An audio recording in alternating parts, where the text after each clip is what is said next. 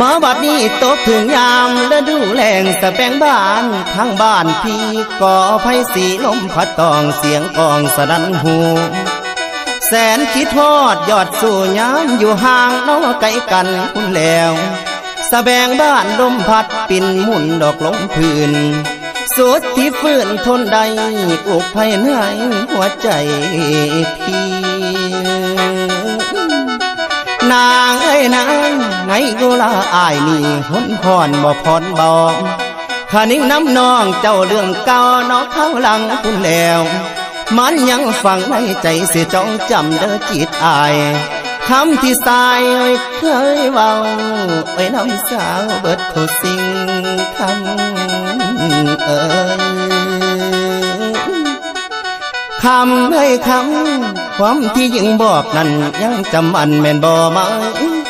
น้องว่าน้องฮัก